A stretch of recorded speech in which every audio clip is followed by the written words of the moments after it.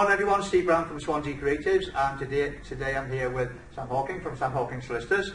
I've just got to call him Matt, because would you like to explain, I know you're going to raise money for Air Ambulance, so I've got a couple of questions for you. One, why Air Ambulance, and two, what is the challenge you're undertaking?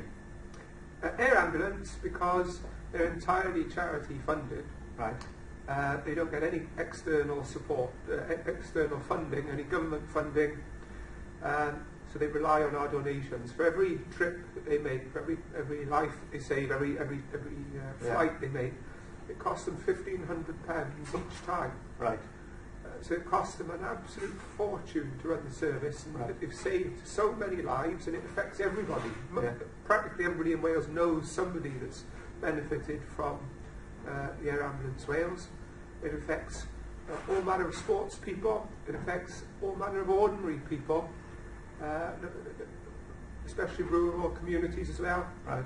And so I feel strongly that it's something that's very worthwhile to support. Okay, so what's the, now yeah, but you're saying that, now most people would just do something ordinary, like maybe do a half marathon or whatever, so what's this challenge you've undertaken?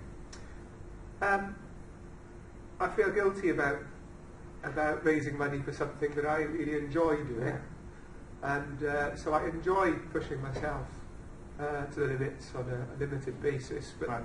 this is likely to take me about 8 days to achieve. It's 350 mile. It's a race, 350 miles in the Arctic, called the Likie 6633 Ultra. Right. It's extremely punishing. It's quite hilly. Very, very strong winds. It's very, very cold. So the warmest it gets is about -20. Right. And often it's -50. Right. The average sort of -35 degrees. It was -44 yesterday afternoon. Right.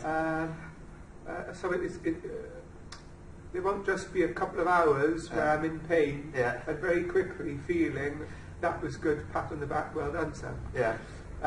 It's going to be several days, probably a week, where I've lost that original euphoria, and where I just need to persevere and complete the challenge. Right. So it's a big test for myself, and I feel like knowing all the people who have supported, all those people that suffer and are helped by Air Ambulance Wales, that will give me added determination and perseverance to achieve, to push on. And push on. So what training are you doing for it? So you mentioned the event's 8 days. So what have you got to do in that 8 days? You're actually going from one place to another place. It's a straight line type thing. Most people have seen ice road truckers on television to some extent. We'll be running on the ice roads in northern Canada, inside the Arctic Circle. So we're not navigating. Right. We're in main following tracks and roads. And what personal training do you do to get yourself ready for it? Time, basically, running, and it'll be a combination of running and walking. Right. So in the morning I'll be up at 3 o'clock, and I do struggle to get enough hours to train because of my work commitments and trying to spend enough time with the family. Yeah.